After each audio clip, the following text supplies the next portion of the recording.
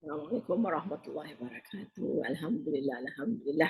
We meet again, blessed with good health, and also the time to study the book of Allah subhanahu wa ta'ala. Let's start off with our intentions for seeking knowledge and teaching. I intend to seek knowledge and to teach, to benefit myself and to benefit others, to remind myself and to remind others, to profit myself and to profit others, to urge adherence to the book of Allah and the sunnah of Rasulullah sallallahu alaihi wasallam, to invite to guidance and to guide to that which is good, seeking the face of Allah, His closeness, His pleasure, His closeness, His rewards, subhanahu wa ta'ala. Alhamdulillah.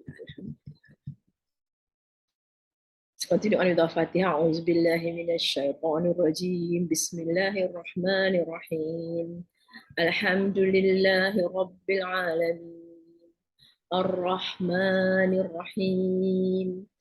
Maliki yawmiddin. إياك نعبد وإياك نستعين اهدنا الصراط المستقيم صراط الذين أنعمت عليهم غير المغضوب عليهم ولا الضالين آمين بسم الله الرحمن الرحيم اللهم نور بالقرآن بصري واشرح به صدري وأطلق به لساني واستعمل به بدني وقوي به جناني وأسرع به فهمي بحولك وقوتك فإنه لا حول ولا قوة إلا بك يا أرحم الراحمين والصلاة على سيدنا محمد وعلى آله وصحبه أجمعين بفضل سبحانك ربك رب العزة عما يصفون وسلام على المرسلين والحمد لله رب العالمين. الحمد لله الحمد لله الحمد لله بسم الله الرحمن الرحيم رب اشرح لي صدري ويسر لي أمري واحلل عقدة من لساني يفقهوا قولي. All right, we have been doing Surah Ad-Dukhan for the past 5 weeks, alhamdulillah, 5 lessons. All right, the smoke. We did 50 to 40 to 51, so we have got until 59. So today, inshallah, we will complete until 59. And if we have time, we might go on to the next surah, Surah Jasiyah. All right, let's recap. Allah declares the day of distinguishing is appointed for all. So they are reminded that there is no running away from this day in which Allah will distinguish between the good and the bad. It's an appointed day and it will come. On that day, no friend shall benefit another, nor shall they be helped. So two things Allah highlighted here about benefiting. We think the Jews and the Christians, it's not only a friend, it's called an awliya, anyone that can help you and protect you. So it can be anyone, right? So he's thinking of this relative or whoever that might be there for you because they are much more religious or things like that, or the help is from the gods that they were praying to. Except whom Allah have mercy, He is the mighty, the merciful. So here Allah reminds that on that day nothing can be of any help to you. You will not be helped unless Allah have mercy on you. And Allah reminds us that He is mighty, Aziz, here to remind us that Aziz is powerful, He is mighty, He is able to punish. Right? And He's merciful, He can forgive also. So despite being Aziz, right? But Aziz, as we have seen number of times, the meaning of Aziz is the mighty one, but cherished one. So those who cherish the might of Allah subhanahu wa ta'ala are the fortunate, are the blessed ones, inshallah. And Allah talks straight away tree of Zakum, talking about His mercy, but then He talks about tree of Zakum, is the food of the sinful. So this is of His mercies that He reminds us of the terrible food in Jannah, which is called from the tree of Zakum. And we do understand the tree of Zakum is sort of like what they have in the deserts, very with bitter fruits and such, and horrible sap. Like dregs of oil, it shall boil in bellies like water balls. So it's talking about this zakum. It's so oily. It boils in the stomach, right? It's horrible.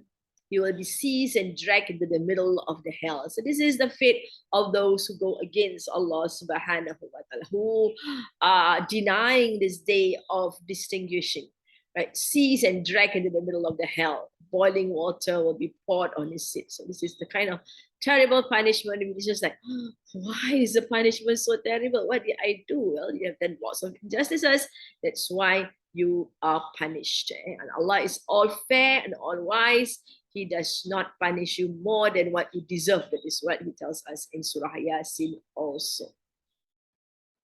Al-yawma la tuzlamu nafsun shay'an wa la tujzawna illa ma kuntum ta'malun. That day, they will not be wronged in any way. They are only recompense for whatever they did. Those who are the mighty and honorable will be told to taste the punishment. So these are the people who think themselves mighty, who think themselves honorable, right? But they will be the ones who will be punished because they are arrogant. That was what they disputed. They disputed about the day of judgment. They disputed about being resurrected again. So they made fun of this advice of the prophets, right, concerning the day of rising, day of resurrection. Those who God are in secure places, actually. All right, so we are talking about those who God, that means the people of taqwa, and the muttaqeen, right? They are in secure places. Fi jannati wa uyun. So now we continue with describing the fate of those who were on God while they are on earth. Allah says they will be in Jannat. Jannat, you can see it's plural, right? The alif and the ta tells us it's plural, and it is jar because of the fi, which is huruf jar. Fi jannati wa uyun, and springs from the word ainun, right? Mata ainun, springs. So wa uyun, water. All right, springs. Fi jannati wa uyun. We are familiar with this description of Jannah. We are told, right? Jannati tajri min tahtiha al-anharu khalidina fiha. All these are that flowing below the gardens are rivers, right? You'll be staying in it forever. This is just two things identified: Jannat and Uyun. And we know Jannat means garden, which is just so lush and so beautiful that the root word Janana, like jinn, all right, Jinan, Janin is the fetus, right? These are things which cannot be seen. So it's called Janana. When it's referred to a garden, Jannat, it means the garden is so lush, we can't see the soil of the garden. It's a beautiful, beautiful, well taken care of garden. Not just any garden. And you've got springs all over, water. And this is something which delights the hearts of many, not only the desert Arabs. Of course, the desert Arabs even more. They are excited. They just cherish having beautiful gardens and water flowing because they're living in deserts. There's hardly any plants in the desert. Although nowadays, quite worryingly, or it's an eye-opener, I would say, when I was in Mecca recently, traveling from Mecca to Medina, I took the train. Lots of greenery around. The mountains, bare, grey mountains used to be bare and grey. When I was there, it was like sprouting with all kinds of plants, grass, and everything. It could be just because it was just after the rain. It was raining when I was there on Friday, after Friday prayers. Rain was really, really torrential. It was really, really heavy, and I was just caught in the rain. And the place is not planned for rainy season, so there's not much drainage, and water was collecting everywhere. It was quite a scene. Yeah, and rain came in again. Yeah, I was doing my tawaf also, and it was raining, but there was a drizzle. It was just quite beautiful to be going around the Kaaba with people in umbrellas, and some just being drenched, being happy to be drenched while walking on the Kaaba. All right, anyway, so that's water for the people of the desert, something which is welcoming, right? People, everyone loves gardens and springs. Not only the desert people. Right, this is in direct contrast to the taste of the doomed who will have the tree of Zakum and boiling water. So horrible fruits, boiling water. But now we have Jannat and gardens and springs. They will be amidst orchards and fountains, and they will have no fear of the fact that anyone will snatch these blessings from them, or that these blessings cease, or that they be regarded accountable for any of them. Actually, they don't have to look after the gardens. You know, we are very stressed out when we have gardens. Sometimes sun is this pandai, and then we try to sow some seeds and it doesn't seem to be growing. Right? It doesn't seem to look good, but this is just gift from Allah Subhanahu wa Taala. Beautiful gardens with springs. You're right. Revel in their splendor amid gardens and fountains. That's reward. Yalbasuna from the word labasa. Labasa means like a dress like that. Malabis, labasa is to dress or to wear. So yalbasuna, the ya and the waw nun tells us it is fi'il mudari and it is in its rafa state. So they shall wear, shall, of course, just because it's present future tense. So we're going to take the future there, right? They shall wear min sundusin of fine silk. We got the word here, sundus, right? Is fine silk. Of fine silk, what is tabrak and brocade? Brocade, they say thick silk. Some other opinions of the meaning of istabrak.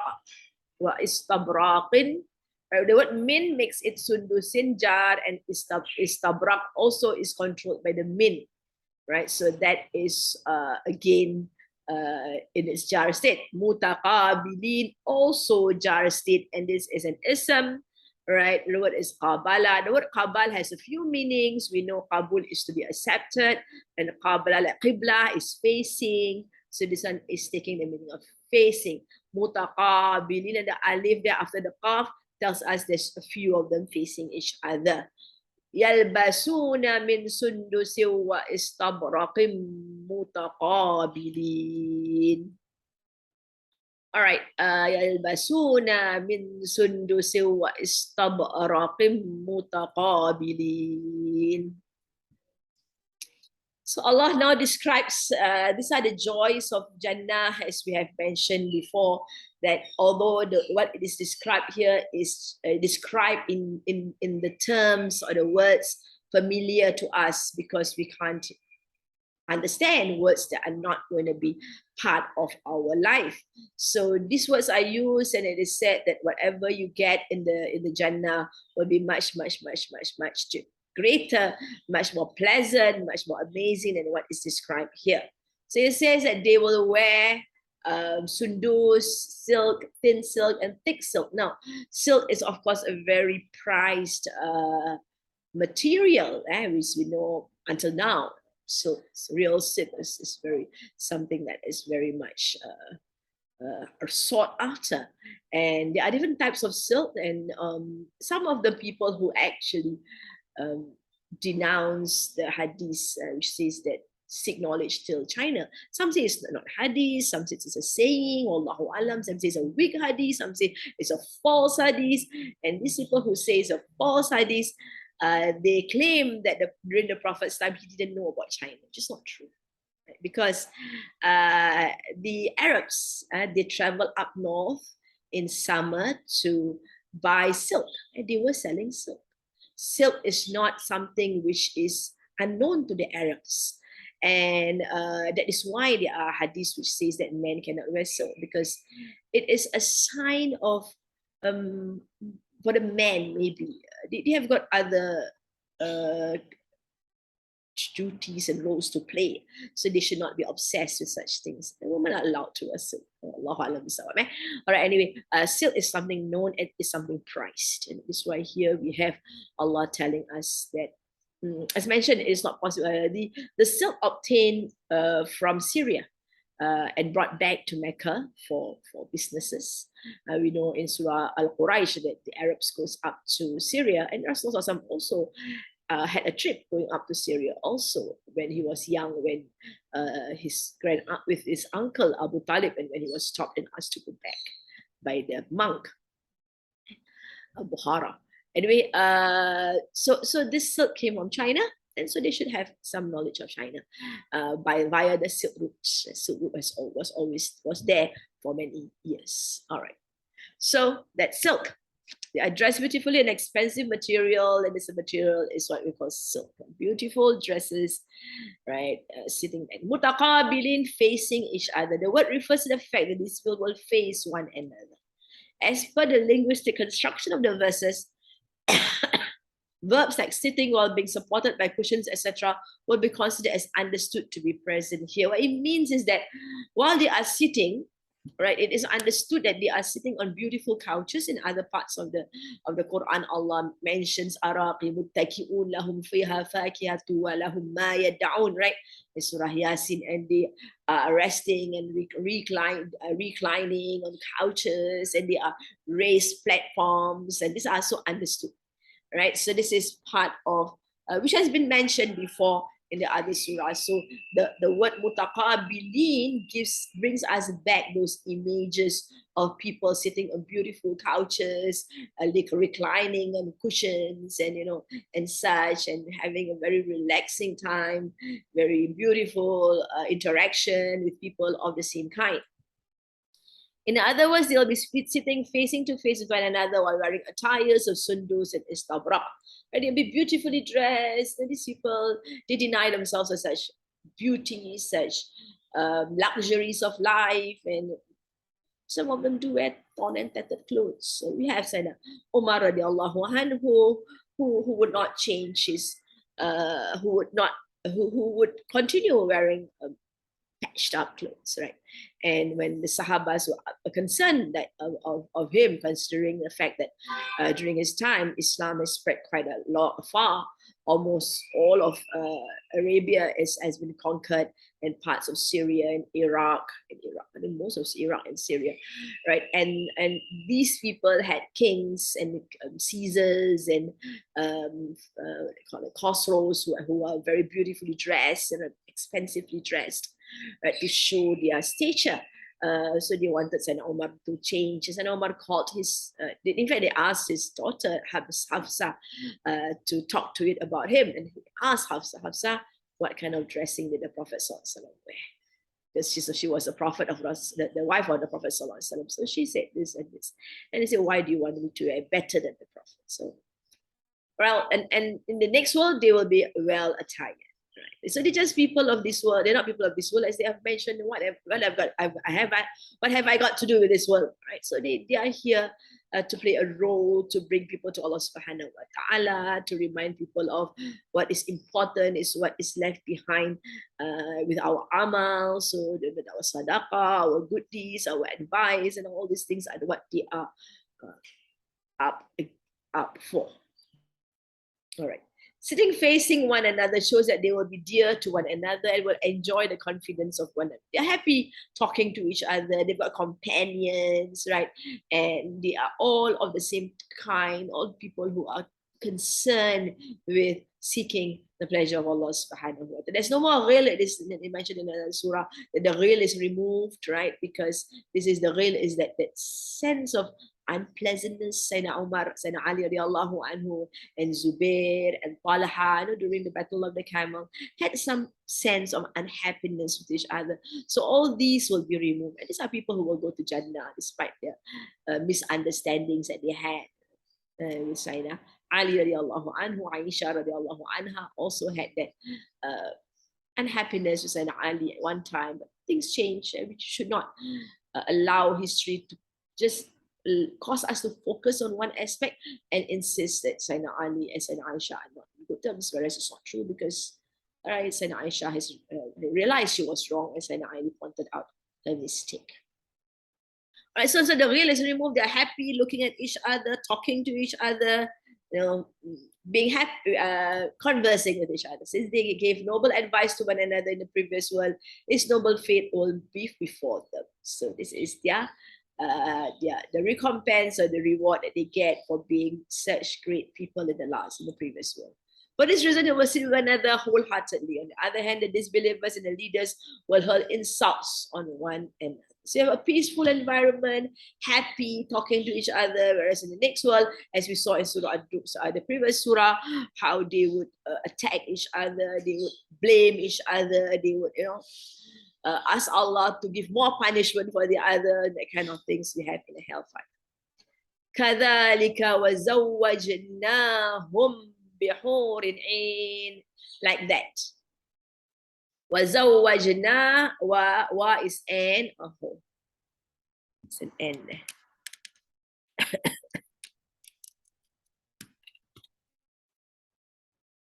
Ka is like dhalika, that for you referring to Rasulullah sallallahu alaihi wasallam. Wa is and zawajna. This is of course fi'al madi. The na comes at the end. Zawajna, to cause to. Of course, the word zawj means spouse. So many translations says, and we will wed them. You can see here the translation here. Thus we will wed them with hur is pure, beautiful ones, right? And you have bihur in ain, hur damsels or beautiful ones. Ain is beautifully eyed, with beautiful eyed damsels. Eyes are really, really things which people look at. كَذَلِكَ وَزَوَّجْنَاهُمْ بِحُورٍ عِينٍ. All right, now this kind of verses sometimes some women would take offense, right? Or if not offense, they wonder where they are, where they will be in Jannah. Are these only for men, right? Because it seems to be describing beautifully eyed damsels in women. Why not have damsels? So if you notice, I actually use the translation, and we will pair them with. All right, now, although most translations will say we will wed, we'll marry them with, and things like that. This is one translation. There's a few translations. So the word zawj does not only mean spouse, right? The word zawj also means similar types of people.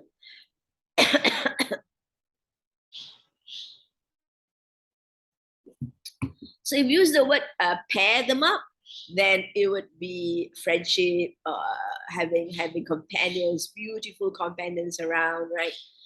As again, we can't really describe what happens in the next world in Jannah. So if you are to take it as these beautiful young ladies, with beautiful eyes, because beautiful eyes are really amazing. When you walk around and you look at those beautiful ladies who cover their faces, but their eyes are just so beautiful, not without any makeup.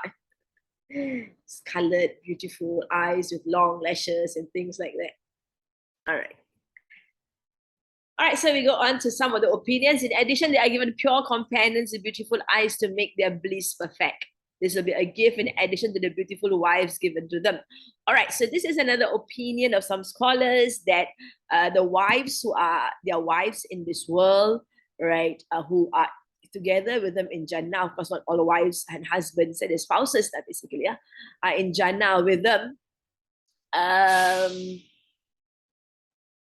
It is said by some scholars that the wives will be like the chief of all the consort. We don't call consorts. We call them companions and wives. And she's the most beautiful of all, right? Even as Hurul Ain, the wives of the earth will be the most beautiful. Allahu alam bisawab. This is for us to see in the next world. I don't really like want to argue about these things, because you just don't really know. What is important to us should be that we get into heaven, inshallah. All right, Ain describes the whore of paradise who are delicate of complexion. We just nice companions. Such is the state of the people of paradise who will enjoy all kinds of bounties and pleasures in paradise.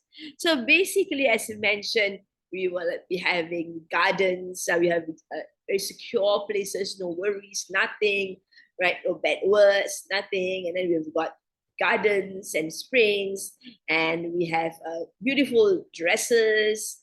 We are dressed beautifully, and we are resting and talking to friends. And we've got lots of companions who are just beautiful. But beautiful companions, ease the hearts, inshallah.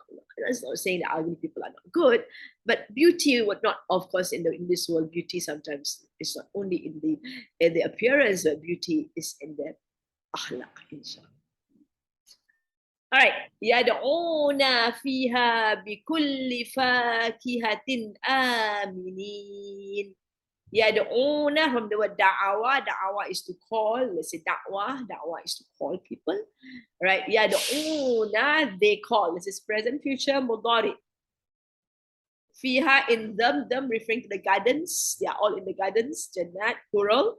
Right? Jannat is considered as a plural female word, but it is taken as a singular entity. So that's why the ha is there, although the translation is them, right? So you will say, what is ha? Ha should be it, but this is ha referring to the Jannat, them. Bikulli fakihatin, with every of fruit. Fakiha. Actually, it's fruits with every, but when it's every fruits, it's not really correct in English, but fakiha is actually plural. Here's an off structure because it's not kullin, and B is the whole jar, so B kulli, guli is in its jar state. Then you have fakihatin in its jar state because of the off structure. Okay? Fakihatin. All right, so these fruits are tremendous fruits. We have fakiha being a nakira, so it's amazing fruits. Aminin, securely, securely in the state of security. So they shall call therein for every fruit in security. So they are feeling good about it, right? No worries, nothing. Yad'una fiha bikulli fakihatin aminin. They ask for fruits. For them will be all kinds of fruits in abundance. Whatever fruit they want, they will demand from dutiful attendants. We've heard of that also in the Surah Waqi'ah, which we have done before. We have got our attendants going around with the goblets and everything. And also we have in Surah Baqarah, where they will be asking for fruits, and they will say, hey, this one looks like the fruits that you had before. No, but the taste is different. So every time you have a fruit, even if it's fruit from Jannah, from the world, durian or whatever that you like of the world, right? But they are just amazing. Right? You just ask for it and you get it. Or any fruit in your garden. So you don't have to wait for the garden to bear fruits. You know, in the world we're so excited to see flowers on our trees, and hoping the flowers will turn out into fruits, and hoping the fruits will be delicious. But that is like in this next world, in the Jannah, the fruits are just amazing taste. Lots and lots of fruits, calling for fruits. Aminin, a state of this is of course ism, right? Ism and plural. Those in a state of security, state of peace and tranquility and security, no worries, nothing. Neither will they have any fear of reduction in fruits, nor any fear of being deprived of this bliss, nor will they have any fear of death. They will be shielded from all fears and enjoy eternal bliss. So you can see this Mufassirin actually went on to apply the Amin as Aman, you know, as peace, right, to all states, right? So this is the state of the people of Jannah. They are in a state of peace and happiness. They will be shielded from all fears and enjoy eternal bliss. Eating some kinds of fruit may at times cause diverse diseases in this world, but not there, right? I mean, nothing is bad in the Jannah, right? So you don't have to worry, oh, if I eat durian and heaty, if I can't eat too much bananas, you know, it give me a cold, and dates also give me sore throat. I mean, these are things that people say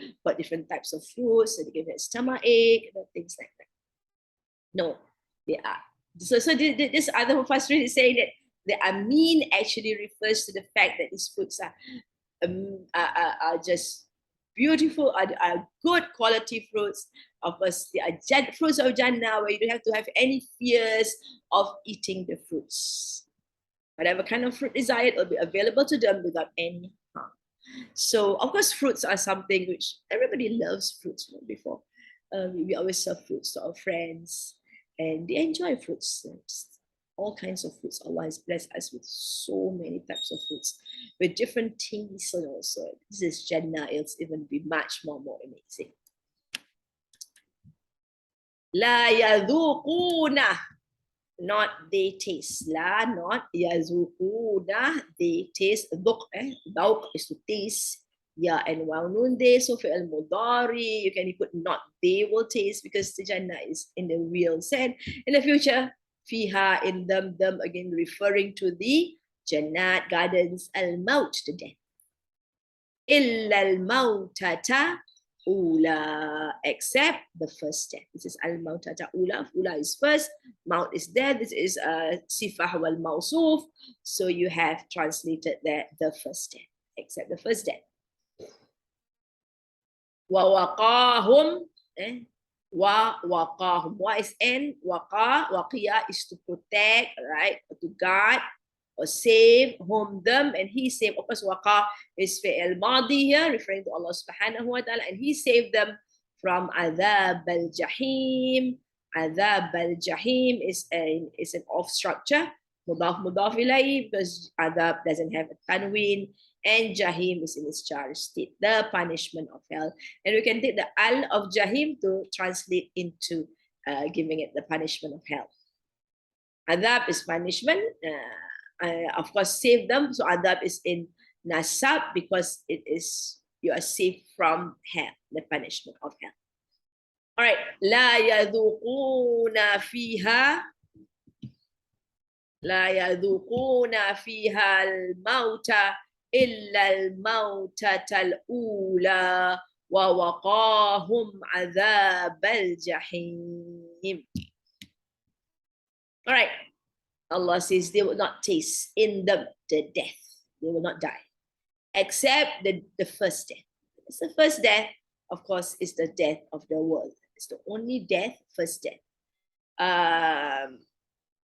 We do not consider ourselves before life on earth to be dead.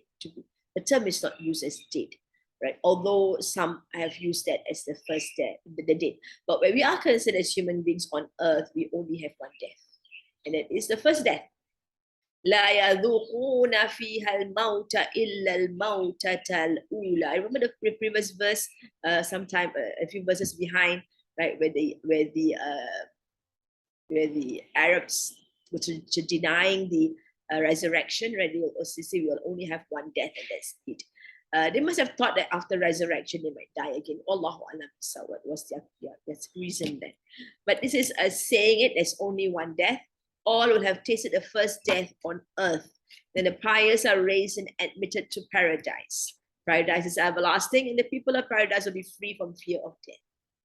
لا يذوقون فيها الموت إلا الموتة الأولى. So except, so they will not taste in it the death. There's no more death. Death is a terrible, terrible moment for all of us. Right? They said that when you die, it's as if you're skinned. That means it's painful, really painful. The Prophet ﷺ felt the pain of death, and he, out of his great love for his ummah, asked Allah to reduce the pain of death for all of his ummah, or even to give it to him so that they don't have to feel the pain of death. And that is why we as Muslims, when we handle the dead body, right, we handle it with very care, because it has gone through a very painful experience of its soul being removed from its body. Both their life and its pleasure will be abiding. So their life will be forever, and the pleasures of Jannah will be forever. There is no death.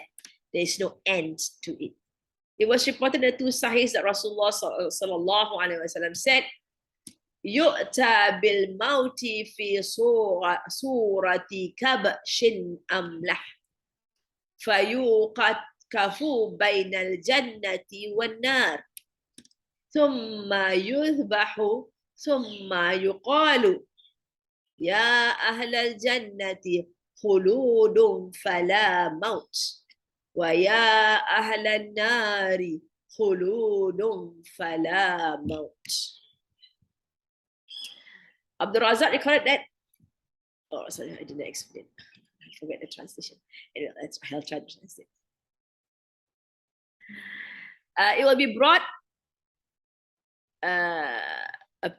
death. With death is a form of a ram will be brought, and it will be brought to Jannah, and it will be killed, right? And then it will be slaughtered. The ram, so the ram represents death, and the ram will be slaughtered, as Rasulullah says. And then he says, it will be said, yuqalu, to the people of Jannah, you will stay there forever, there is no death for you. And it will be said to the people of Nar, you will be there forever, and there will be no death for you. So there's no death in both Jannah, heaven, and hell. Abdul Razak recorded Abu Sa'id and Abu Hurairah radiallahu anhu said that Rasulullah sallallahu alaihi wasallam said, "Yuqalu li ahli al-jannah inna lakum an tasihhu fala tasqamu abada." It is said to the people of Jannah, surely for you that you will be healthy and you will not be having any sicknesses. Wa inna lakum an tu'ishu fala tamutu abada. Wa inna lakum an tan'amu fala tab'asu abada. Wa inna lakum an tashibbu fala tahramu abada. It will be said to the people of paradise, it is granted to you that you will be healthy and will never fall ill. You will live and never die. You will enjoy a life of luxury and will never be miserable. You will be youthful and will never grow old. So this is the reality of the next world, right? We will be youthful. We know we'll be youthful. We'll be about 22 years old, all of us. No old people in Jannah, no very young people in Jannah. It is said that the young ones who pass away early before they reach maturity, right? They will be the attendants of Jannah. They will be in Jannah, but not given that special treatment as those who worked hard in this world to guard against disobedience to Allah subhanahu wa ta'ala and continuously working on obeying Allah subhanahu wa ta'ala. So this was recorded by Muslims. It was reported Rasulullah SAW said, "Man ittaqallaha dakhala al-jannah." Whoever have taqwa of Allah, he will admit them into Jannah. Yan'amu fiha wa la yab'as wa yahya fiha fala yamut. La tabla thiyabuh wa la yafna shababuh. Whoever has taqwa of Allah subhanahu wa ta'ala, he will enter paradise and enjoy a life of luxury, and he will never be miserable. He will live therein and never die. His clothes will never wear out, and his youth will never fade. So of course, such things are not possible for us to imagine, but it's a reality. Death will be brought. Okay, this is the transition of the previous verse which I translated. In the form of a ram, it will be made to stand between paradise and hell. Then it will be slaughtered. It will be said, "O people of paradise, it is eternal, no more death. And O people of hell, it is eternal, no more death." All right. وَوَقَاهُمْ عَذَابَ الْجَحِيمِ. And they will be, this is the people of Jannah, they will be protected from the punishment of hell. Allah will protect them from the punishment of hell. It's very interesting that we know that we would believe that being in Jannah, definitely we wouldn't go to hell. I mean, that's how we feel, right? But Allah placed this statement here, right, to confirm to us that He will not allow Jahannam, Jahim. This is Jahim, not Jahannam. Jahannam is another name of hell. Also, Jahim is a kind of hell that pounces on people. They were rid of death and they're shielded from hell. In mentioning the blessings of paradise, special mention has been made of being secure from hell separately, whereas a person's entry into paradise by itself amounts to his being safe from hell, right? So this is to show the great mercies of Allah subhanahu wa ta'ala, the protection that Allah has on people, the fact that Allah will guard them and protect them, Allah loves them, right? These are people who are blessed with the mercies of Allah subhanahu wa ta'ala. This is because man can feel the worth of the reward of obedience fully when he is informed what end the disobedient people have met and from what evil end he himself has been saved. All right, this Mufassirin is explaining why Allah actually reiterate or mention hell, whereas it's quite obvious that those in heaven will not be in hell. He's saying that because men would feel, it helps men to feel the worth of the reward of obedience. It reminds us that if you had not been a one of taqwa, then you would have been in hell. But because you were of taqwa, you were working hard to seek the pleasure of Allah subhanahu wa ta'ala, then you have been protected from the punishment of the hellfire. And the disobedient ones have met what this evil end because he has done what he has done. It is about your actions and nothing more than that. Fadlan min rabbika. So fadlan, we know, is a nasab state, but it shows the greatness. Nasab also not only as an object, but also to emphasize, right, the immenseness. And also now it's nakira, so that really immensely tells us that the bounty is just so immense. And it's from your Rabb. And Allah, whenever Allah says min rabbika, is mentioning that it's special because your Rabb, you have taken him as you are a slave and you take him as your master, he himself will bless you with this great, great, great gift. What's the car here? Refers to Rasulullah SAW, direct speech to Rasulullah SAW. That for you, actually, strictly speaking, it has that meaning of that for you. Huwa it. Fawzul azim. Fawz is achievement. Success. Azim is great, or the supreme success also has been translated as that.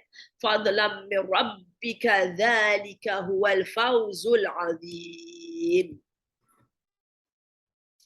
A grace from your Rabb, this is the great achievement. Allah reminds us that it is a grace from you, a bounty from you. Fadlam min rabbika. This is another aspect of Allah's favor which He bestows on believers. No one is saved from the suffering on the day of judgment unless the Rabb grants this favor. So this great fadlan, this great immense bounty and favor from Allah subhanahu wa ta'ala, our Master. Salvation from fire is especially mentioned as a bounty of Allah subhanahu wa ta'ala. It is because no one is perfect and everyone makes mistakes in their lives. If Allah wanted, He could have punished people for every infraction, as mentioned before, right? Our deeds, we try our very best, but it falls short, still not good enough. Our salat, we know, is just like, where it is sometimes, as we pray, our mind goes all over the place. We feel so sad at the end of our salat that we are rather rude in the presence of Allah, to be focused with Allah subhanahu wa ta'ala. But Allah knows best. Our struggles with our desires, our struggles with love of the world, our struggles with the shaitan. We don't give excuses for ourselves, but this is the reality of our life. And we try our very best, on and on and on. Allah knows that we are trying our best. So our deeds, we can't gloat over our deeds because they are rather deficient in many ways. So Allah can punish us for the deficiencies in our actions, in our amals, but He chose to give us His bounty, right? Because He appreciates us for our struggles, for our maybe our strength in persevering, following the rules set out by Allah subhanahu wa ta'ala. But He deals with people of Jannah mercifully, as mentioned. Only those who have His mercy will be in a good state in the next world. So this is the mercy of Allah that He talks about. Previously, we recall the previous verse in which He talks about His might and His mercy.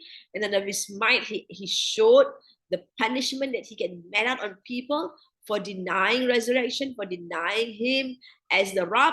Right, so you have the zakum and the taste of the zakum and the boiling water and being dragged and things like that. Right now, this is of His mercies now. Right, He gives us a special, great, great reward. So, but He deals with people of Jannah mercifully, and they are granted Jannah on the basis of their overall righteous lifestyle instead of holding them accountable for individual actions. So it's not like, oh, your prayer, you look at check, prayer this way, like overall you did try.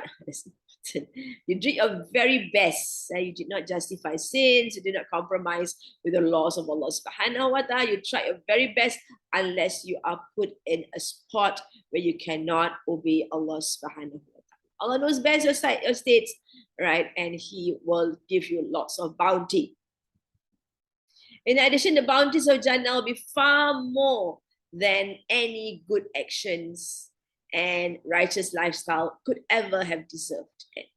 What we do understand from the other verses of the Quran, that what we are rewarded with is just beyond whatever we do.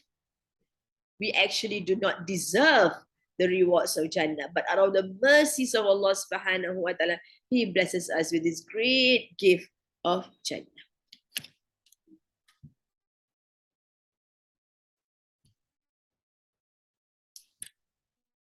Some sacrifice in a very short worldly life, being rewarded by eternal bliss, is nothing but mercy and bounty of Allah subhanahu wa ta'ala. It means this life is short, no matter how long we live, maybe under 90, some of us, right?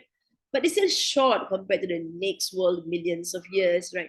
And we are asked to do things which not only proves that we take ourselves as slaves of Allah subhanahu wa ta'ala, but these things that we trust Allah subhanahu wa ta'ala, whatever He wants us to do will bring us bliss in this world and also in the next world. And those who have understood, the reality of obedience to Allah subhanahu wa ta'ala, they are people of ease. And that is why when we say our Fatiha, we say, Ihdinas siratal mustaqim, guide us, Ya Allah, on this of us, guide us, right? Siratal mustaqim, this upright thing, straight path. Siratal ladina an'amta alayhim, these are the path of those who got ni'mah, lots of joys, lots of happiness in obedience to Allah subhanahu wa ta'ala. So this is, the sacrifice here would be more of not doing things which others do. Some people say, Allah, we live life once only, let's enjoy, let's drink, let's party, let's this, let's that. But we don't see any of that. And we put those away, right? And we live life obeying Allah subhanahu wa ta'ala, stopping ourselves from doing lots of other things that others are doing. So once Zainal Abidin, alayhi salam, one of the great grandsons of Rasulullah sallallahu alaihi wasallam, he was walking by on his horse, and this blacksmith, Jewish blacksmith, stopped him and said, "Yeah, Zainal Abidin, I've heard a hadith from your prophet which says that the world is a hell for the believers and a heaven for non-believers. You see, but look at me. I'm in a bad state, whether it's you, so grand on a horse." So he says, well, it is a hell for us because we are not allowed, we not allowed to do everything and anything, right? We have restrictions, we can't do this, we can't do that, and we stop ourselves from doing all those things, but you will do anything and everything. But when you go to the next world, that's when it's hell for you, because you will be in a state of in a very miserable state. So compared to your state in the next world and this world, then you are in heaven right now. All right, around those words. The possessive noun ka, right, whose antecedent is the messenger of Allah subhanahu wa ta'ala, right? Fadlam min rabbika. So the ka refers to Rasulullah sallallahu alaihi wasallam, indicate that the bounties and favors bestowed upon the pious springs from their adherence to the noble Prophet sallallahu alaihi wasallam, were guided to the truth path and worship no one. Right, so these people, right, who are blessed with this bounty, these are bounties given to Rasulullah sallallahu alaihi wasallam, which means we as those who adhere to the Prophet's rulings and guidance and worship Allah as the only one true God, we are a slave to Allah subhanahu wa ta'ala at all times, right? We are also blessed with that great bounties which are blessed on Rasulullah sallallahu alaihi wasallam.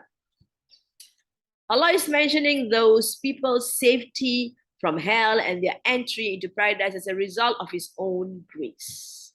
That is This is meant to one man of truth, and this success cannot be achieved by any person unless he is blessed by Allah's grace. So anybody is reminded, everyone is reminded that you will not enter heaven out of your own actions. Yes, your own actions somehow, right, has caused the mercy of Allah subhanahu wa ta'ala.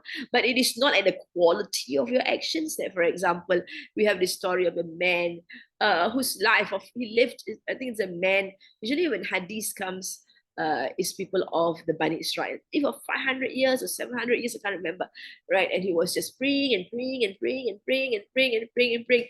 And then he died, and then he was brought to heaven, and Allah was brought in front of Allah subhanahu wa ta'ala, and Allah subhanahu wa ta'ala asked him, where do you think you will be sent to? And he says, of course, heaven. I've been praying and praying. I've been such a good, great slave of yours, right? And Allah showed him, if you don't, he was staying in a mountain kind of place, and you see Allah allows a spring to be to flow beside him, so you can have water. And there's a tree in which you can have fruits, right? So these are the blessings of Allah subhanahu wa ta'ala. And Allah took his eye and put it on the balance, and put all his good deeds on the other balance, and the eye is greater than the good deeds. That means the mercies of Allah, just one mercy of Allah, the eye that Allah has given us, right? We can't compensate for all good actions that we have done. Right? So that so he realized that he is being arrogant to think that his actions will brought him into heaven, and so he seek forgiveness from Allah subhanahu wa ta'ala, and he was blessed with Jannah. So that we can see that good, like for example, there's a story of a man who took his mother on his back and do tawaf with his mother, and he asked Rasulullah, something was Rasulullah, one of the sahabas, I can't remember, I think it's Rasulullah, have I repaid her for all that she has done for me and his mother? And Rasulullah says that is not enough even to repay her a drop of milk that she has fed you with. So we are not able to measure that kind of thing. So this is a measure of grace, a measure of goodness of the mother. And those of us who have been mothers, who have fed our children, breastfed our babies, it's not easy. It was a lot of struggle, but we persevered out of our love for the child and our care and concern that our child will be blessed with the best. Although man will be rewarded for his own good deeds, in the first place, he cannot do good unless favored by Allah's succor. That even the best that a man is able to perform cannot be absolutely perfect, and none can claim that it is flawless and faultless. So we must always be grateful to Allah subhanahu wa ta'ala, just like Nabi Daud alayhi salam said, Ya Allah, I thank you, Ya Allah, for allowing me to thank you. So it's understanding, every time we are blessed with waking up in the morning, maybe before subuh, and to be able to have the desire to do tahajjud, to have a desire to learn the Quran and read the Quran. These are great, great, great, great fadl from Allah subhanahu wa ta'ala. Great favors from Allah subhanahu wa ta'ala. And we should be in a state of gratitude to Allah subhanahu wa ta'ala for blessing us with guidance, for blessing us with a desire to obey Allah subhanahu wa ta'ala. And because our actions, as mentioned, is not perfect. It's flawless. Right? It's not flawless. It is only Allah's bounty that he should overlook the slave's weaknesses and defects in his actions and accept his services and bless him with rewards. So as a fadlam min Allah, this Jannah that you get, the fact that Allah protected you from the hellfire is a fadl of Allah subhanahu wa ta'ala. It's a great bounty from Allah subhanahu wa ta'ala. Understand it, appreciate it, and thank Allah for it. Otherwise, if you resort to minute accountability, no one can dare claim to win paradise only on the strength of his own deeds. Rasulullah said in a hadith to the effect, act and try to act as righteously as you possibly can, but know that the action of a person alone will not make him enter paradise. This is not the action alone, which means that the action is important. And that is what Allah subhanahu wa ta'ala said in Surah Yasin, Al-yawma la tuzlamu nafsun shay'an illa tujzawna تُجْزَوْنَ إِلَّا مَا كُنْتُمْ تَعْمَلُونَ. What he did. So what he did allows Allah to have mercy on him. So it's only via the mercies of Allah subhanahu wa ta'ala that allow us, inshallah, to enter paradise. He was asked, what about your own action, Ya Rasulullah sallallahu alaihi wasallam? He replied, yes, even I won't enter paradise on the strength of my actions unless, of course, my Rabb covers me up in his mercy. So Allah is mentioned in the surah at the beginning, before the story of Zakum and everything came, so that it is a mercy of Allah subhanahu wa ta'ala that allows people to be in a good state, right, on the day of resurrection. ذَلِكَ هُوَ الْفَوْزُ الْعَظِيمُ. That is the supreme success. It's a supreme achievement. Salvation from punishment and entry into Jannah is a real supreme success that a human being can achieve. There's no other success for a human being except to enter Jannah. And Allah tells us, despite the fact that He is the one who gives us of His mercies, that we have all these things, but this is really real success for you. Right? People measure success by the amount of money they have, the amount of cars they have, the amount of houses they have, the amount of followers they have. But that's those kind of success, right? It's just temporary. And we have gone through in this surah, we have gone through Fir'aun, right? And how he was destroyed, he was killed, he was drowned. And Allah says all the gardens that he have, all the treasures that he have, all the people and everything are inherited. So it doesn't belong to you when you go to the next one, when you die. So Surah Al-Waq in Surah Kafi, we have not gone through Surah Kafi. Allah reminds us that what is everlasting is what we spend in this world in the path of Allah subhanahu wa ta'ala. So that's salvation. All the successes of the world are going to be lost and forgotten, while this success of the hereafter will be eternal and thus real. Let's recite and recall. Innal muttaqina fi maqamin amin fi jannatin wa uyun yalbasuna min sundusin wa istabraqin mutaqabilin kadhalika wa zawwajnahum bihurin 'ain يدعون فيها بكل فاكهة آمنين لا يذوقون فيها الموت إلا الموتة الأولى ووقاهم عذاب الجحيم فضلا من ربك ذلك هو الفوز العظيم ذلك هو الفوز العظيم. All right, last two verses. فَإِنَّمَا, then surely that, fa is then, inna is surely, ma is that, yassarnahu, we make it easy. But yasir, usra, yusra, is the yasara, but it's a cause to make it easy. It's causative and it's fail madi, causative, and you have fa'ala, the shadda makes make it causative and also continuous also. And na is the we made actually it's past tense. We made it easy. It's past tense because to confirm that it is guaranteed to be easy, as mentioned. The past is guaranteed, the future is uncertain. So the Arabs use past tense not because it is in the past, but it is used in the Arabic language structure that it to confirm the guarantee. Right? It is guaranteed, definite. Bilisanika, in your tongue. Bi is in lisan is tongue. Lisan is speech, tongue, right? Language, ka, yeah. La'allahum, perhaps they, yatadhakkarun, they will be mindful. Perhaps they, yatadhakkarun. Yatadhakkarun is the dhakara, to remember, right? Dhakara. Yatadhakkarun, they will cause themselves to be mindful.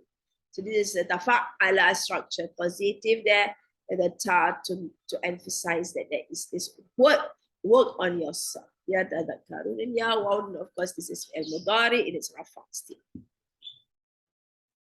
فَإِنَّمَا يَسَّرْنَاهُ بِلِسَانِكَ لَعَلَّهُمْ يَتَذَكَّرُونَ.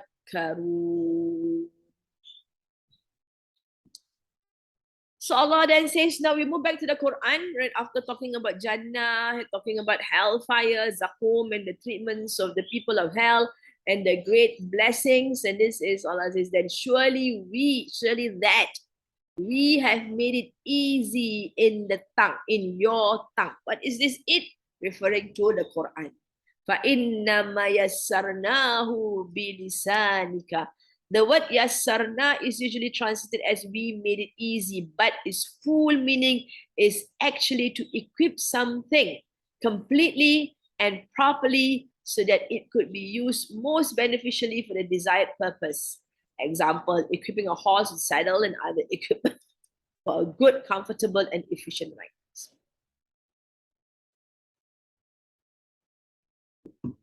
So this one tells us the Quran is specially formulated by Allah, easy to follow the directions in the Quran, easy to read, easy to memorize, to wherever the reason is for us in the Quran is there. Thus, people are being told that Allah subhanahu wa ta'ala has equipped the Quran well to serve as the most effective and efficient source of guidance for people. And on top of that, it is in the Meccan's own language. That's whatever was possible to guide them, short of Allah subhanahu wa ta'ala using his own power to change their minds, has already been done. That means if Allah wished, he can change their minds. But he didn't do that. He has presented his book, which is so powerful and so easy to understand and so easy on the people to realize the greatness and the powers of Allah subhanahu wa ta'ala, right? And it is of their language. This is but innama. Inna is a stressing. Surely that. فَإِنَّمَا يَسَّرْنَاهُ. We have made it easy. بِلِسَانِكَ, by your tongue. The Quran is also an easy book. However, this ease is reference to its higher objective of teaching and reminding people for which the Almighty has revealed.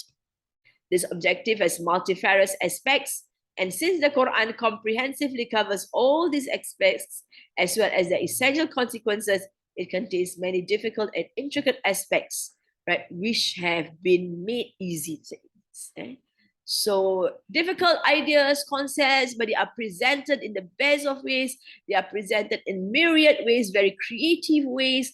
Of course, it's from Allah subhanahu wa ta'ala. So it is definitely seen it cannot be humanly possible to present the Quran as such. However, to effectively communicate these aspects to the hearts of people, it has adopted such majestic styles which cannot be emulated by anyone. Thus, these things themselves require deep deliberation because they relate to wisdom, and wisdom requires deep deliberation. Quran itself, right? So it's a wonder, the Quran, even for the non-believers and non-Muslims, those who first had an encounter with the Quran. Of course, they are most of the non-Muslims are non-Arab speakers, but their encounter would be a translation of the Quran, and that's even enough for them to be affected by the Quran. And Allah subhanahu wa ta'ala, when he guides someone, he brings them to that particular part of the Quran that affects them a lot. Once I had a friend who was married to an ex-Buddhist monk. He explained, he mentioned why he converted to Islam. He says that he was a monk from young, and he has been meditating and reflecting on God and trying to reach God. But somehow in his process, in the process of meditating, he has some stumbling block that prevents him from reaching higher stages. So he just one day someone gave him the Quran, and he opened the Quran, and that part of the Quran it opens explained to him what his position was and what his state was with God, and that caused him to become a believer. I didn't get the verse that he had, but that was his reason why he actually converted. Many people convert because of the first verse that they see in the Quran. And Allah directs them to those verses. Not only these people, but also us. Alhamdulillah, there are times where we are troubled by lots of things. And when we read the Quran, Allah brings us the answer to our troubles. Many have experienced that. Alhamdulillah. The word bilisanika refers to the pure and unadulterated language of the Quraysh. He was best archetype of eloquent Arabic, and the Prophet ﷺ was best exemplar of this eloquent Arabic. All right. The language of the Arabs has actually um, been perfected through the generations. The Arabs, although the language, the Arabs have been left alone by the various empires conquering conquering nations like the Romans around. They didn't want to conquer Arabia because there's nothing there, it's just desert. And maybe rough people, and then you've got the Persians also, they're very near, interested in conquering Arabia. They conquered other parts of the world. The Romans also conquered, but not Arabia. So the Arabs were left alone to actually be by themselves, and that's when they went on to perfect their language. And we are aware that the Arabs are into poetry and various genre kind of prose and things like that. And they appreciate good language. Also, the Arabs of the deserts are more refined in their language than the Arabs of the towns. And that's why people of Mecca, mothers in Mecca, would actually send their babies to be fed by the women of the desert. Likewise, Rasulullah sallallahu alaihi wasallam was fed by Halimatu Sa'diyah, and it is said that the historians have said that hadith that was narrated by Halimatu Sa'diyah is very, very strong language in it, because her Arabic is really amazing. And Rasulullah was brought up by her, and he has beautiful Arabic also, and mentioned that he just said a few words and it means tons. That is of the greatness of Rasulullah. This is a reference to a very important aspect of the taysir. Taysir is the ease from the word yasir. Taysir of the Quran, to conclusively communicate the truth to the Quraysh. The Almighty has revealed this book in the language of the Prophet ﷺ, which is the best exemplar of the language of the Quraysh. They know Rasulullah ﷺ has a refined language, and of course, being a man of akhlaq, great akhlaq, even before prophethood, he used good language. People of lower, baser akhlaq, baser manners, they don't really speak well. They are not dignified in the way they speak. It's very important to be dignified when you speak, to use good languages, right? When you start using curse words and 4-letter words, you are not dignified people. You don't have good language, and you won't be respected. Rasulullah is of course above all that, and he speaks in the best of ways. If they do not understand the Quran, even in this language, then this is no fault of the book. Rather, it is their own fault, for which the Prophet ﷺ is not responsible. So Allah says He has made it beautiful, He has made it easy, He has made it in the best of ways for anyone to understand. Right? Then, if you can't understand, then the problem is yours. That's why Allah says this verse, la'allahum, perhaps they can be reminded, or they recall. Yatadhakkarun, they will recall, right? Or they will pay attention, they will take heed. So la'allahum, so that now the verse now moves to another pronoun, right? They, referring to those who are listening to the Quran, right? Of course, the believers and the disbelievers, expresses the purpose of this revelation on the Quran in a very elaborate and thorough manner to receive reminders. So the reason why Allah makes the Quran so profound, so magical, so easy also, is so that they will be reminded. This is the aim of the Quran, is to remind people, and with reminders, it benefits people. This means that they may be reminded of whatever the Almighty has inherently granted their intellect and nature. So they are blessed with, human beings are blessed with a special intellect, right? And that allows them to understand what's in the Quran. They know it very well. They know that it is the truth. That is why people like Abu Jahl's original title, Abu Jahl was his title, his name was Amr. title was Abul Hakam, that means the wise father, right? Because he was a wise person. He was a person of great intellect. But because he could not accept Rasulullah as a prophet, knowing that he is a prophet, we have that incident where three of them, I think it's Abu Jahal, Walid ibn Mughira, and another one of the enemies of Islam, went sneaking to listen to the words of the Quran in the house of Arqam. They were all going on separate ways, and they actually bumped into each other, and they were ashamed of each other because they were trying to listen to the words of the Quran. And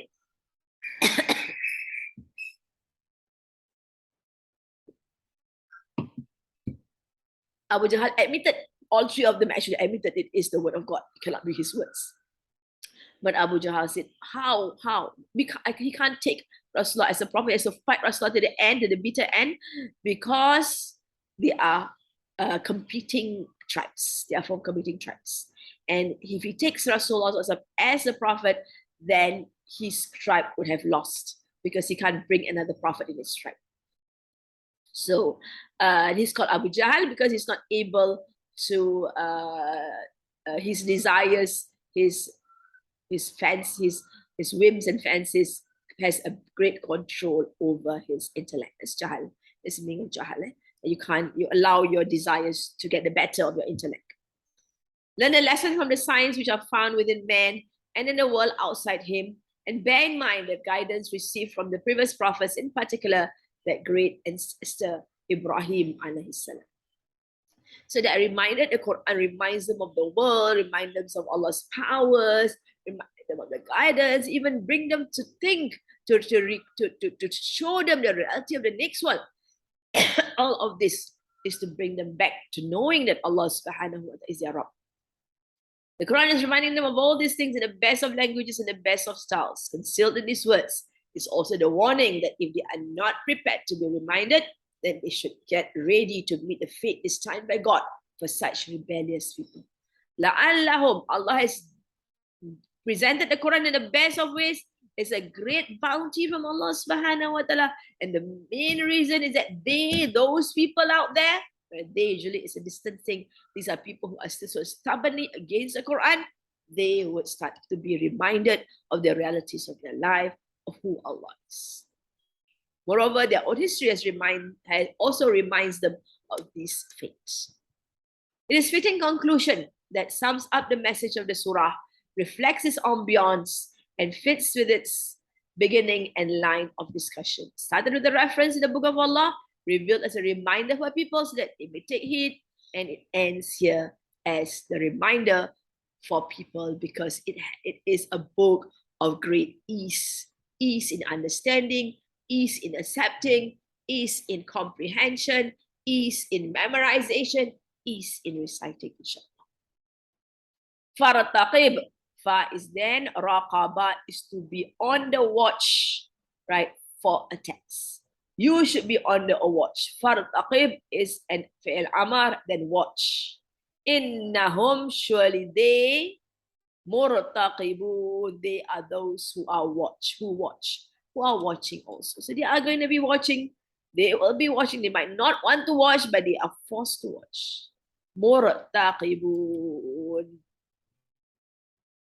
Therefore, wait, so the use translation is wait. Some translations is watch. I prefer to use the word watch because there's other words for wait. Muntaziri, those who are waiting and wait and see. Anyway, fartaqib innahum murtaqibun. This verse clearly expresses the hidden warning that was concealed in the previous verse. That means, okay, you don't want to listen, you don't want to obey, you don't want to accept it when it's so easy for you to accept it, then just wait. Wait for the ambush, wait for the attack that will be on you. They Allah doesn't talk directly, Allah says whom. Surely these are those people who doesn't want to listen. These are those people who are denying the day of resurrection. Right? These are those people who doesn't want to obey Allah subhanahu wa ta'ala. They don't want to be slaves of Allah. Thus, if these people are not prepared to benefit from this book, and insist that they will only believe after observing the very punishment they are being threatened with, and like them, the Prophet ﷺ too should wait for this punishment. Let them wait for the punishment since they are asking for it. They are, making fun of the Prophet. If you are really true, bring back our forefathers and all these things were said. Right? Rasulullah should wait. Allah asked Rasulullah fartaqib is an instruction to one person, and that's Rasulullah in the first place, and of course all of us can listen. Fartaqib innahum murtaqibun. On this punishment hinges the judgment. They will come to know who will be victorious and whose word will prevail in this world and in the hereafter. A victory will be for you, Ya Rasulullah sallallahu alaihi wasallam, and for your brothers among the prophets and messengers, and for the believers who followed you. If they do not accept the admonition even now, you should wait to see how they are visited by their doom, and they are waiting to see what becomes of the message that you are giving them. Listen. Wait and watch, see how it is. If they do not receive guidance, nothing can help. Let everyone wait. Time is not far when the Islamic movement will triumph and they will be destroyed, as has been illustrated to them with historical examples in this Quran. Right? That means Allah has given examples of those who have denied the words of the prophets and they were destroyed. Right? And these are not enough for them. They still want to see the punishment. Okay, let's wait for the punishment to come. All right, let's recite and recall. فَإِنَّمَا يَسَّرْنَاهُ بِلِسَانِكَ لَعَلَّهُمْ يَتَذَكَّرُونَ فَارْتَقِبْ إِنَّهُمْ مُرْتَقِبُونَ. All right, that's the end of our surah. We will go to the summary.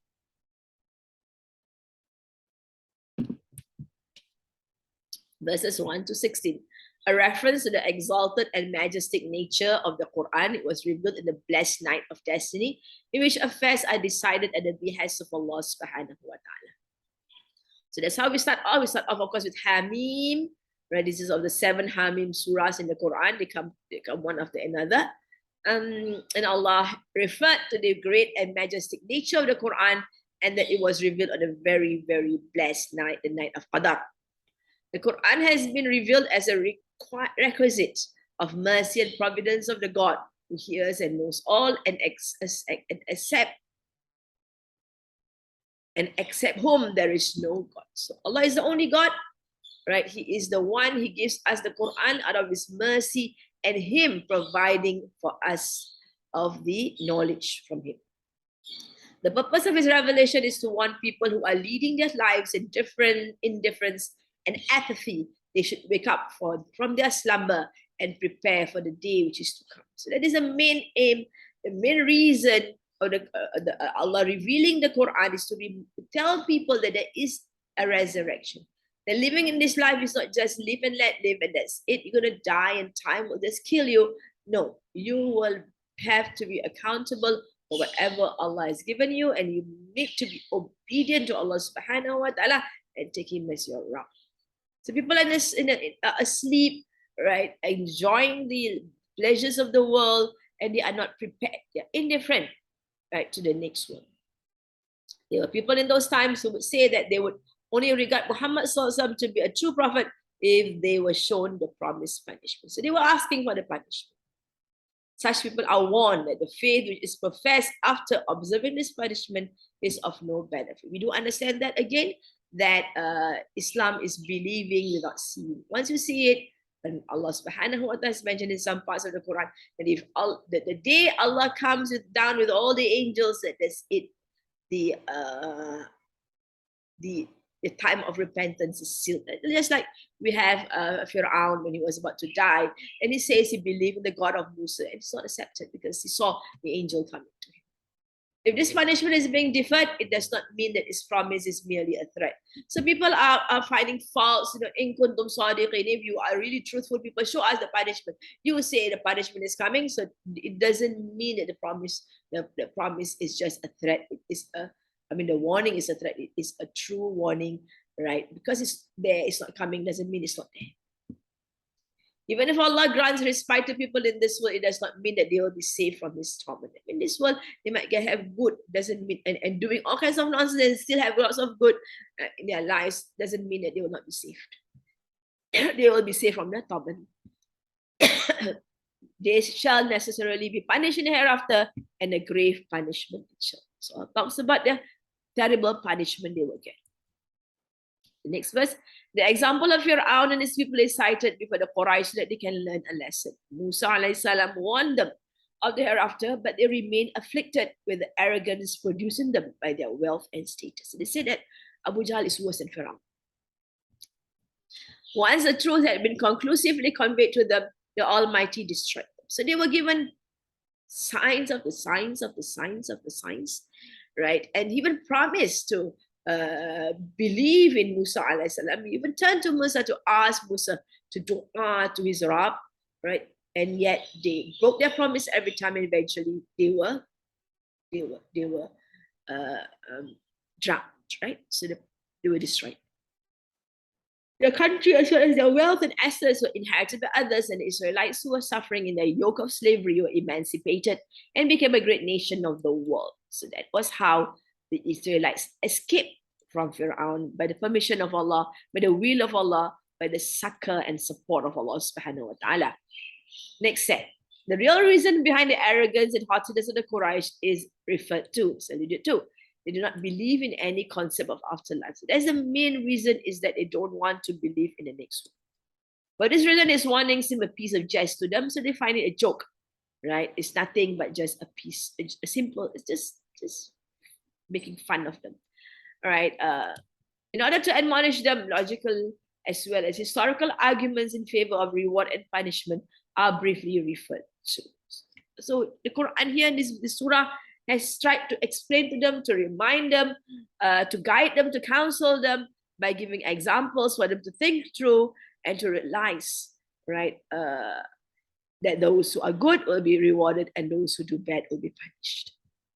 It is mentioned in detail that Allah will not deal equally between those who spend their lives in indifference to the hereafter and those who did so while having full faith of it. So definitely Allah line out, right, as we saw, the zakum, right, for those who disbelieve, who disobey Allah subhanahu wa ta'ala, eating fruits of zakum, being poured hot water, being dragged into the hellfire, compared to a life of bliss in gardens with fruits and beautiful dresses and great companions and a success that is supreme.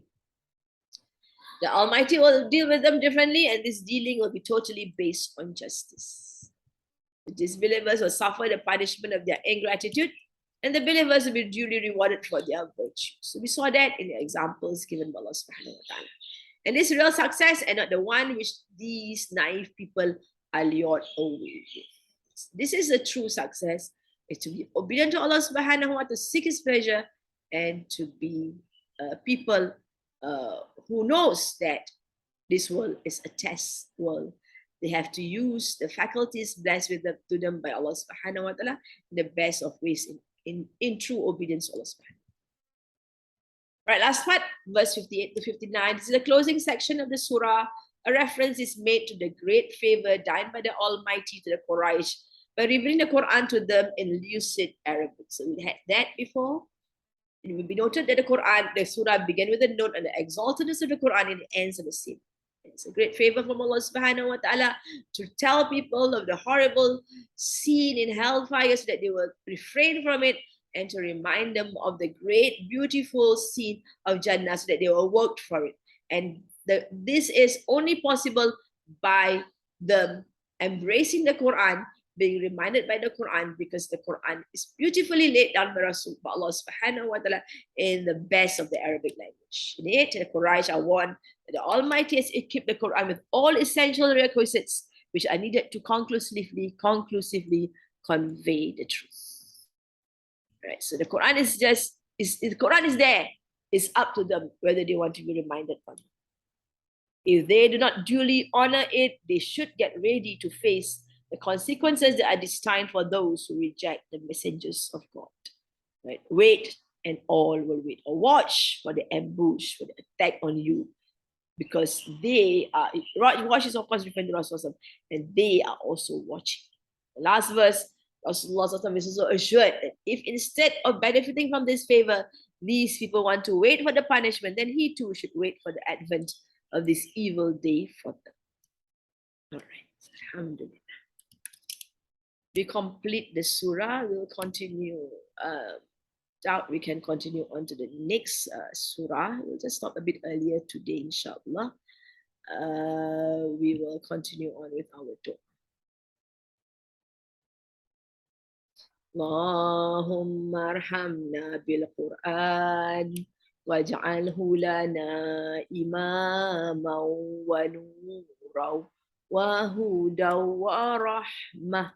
اللهم ذكرنا منه ما نسينا وعلمنا منه ما جهلنا وارزقنا تلاوته آناء الليل وأطراف النهار واجعله لنا حجتين يا رب العالمين. اللهم أستودعك ما علمتني فردده إلي وقت حاجاتي إليه فلا تنسينيه يا رب العالمين. بسم الله الرحمن الرحيم. الحمد لله رب العالمين والصلاة والسلام على سيدنا محمد وعلى آله وصحبه أجمعين. ربنا انفعنا بما علمتنا. ربي علمنا الذي ينفعنا. ربي فقهنا وفقه أهلنا وقرابات لنا في ديننا مع أهل القطر أنثى وذكر. بسم الله الرحمن الرحيم. والعصر إن الإنسان لفي خسر إلا الذين آمنوا وعملوا الصالحات وتواصوا بالحق وتواصوا بالصبر. سبحانك اللهم وبحمدك نشهد أن لا إله إلا أنت نستغفرك ونتوب إليك. سبحانك اللهم وبحمدك نشهد أن لا إله إلا أنت نستغفرك ونتوب إليك. سبحانك اللهم وبحمدك نشهد أن لا إله إلا أنت نستغفرك ونتوب إليك. السلام عليكم ورحمة الله وبركاته.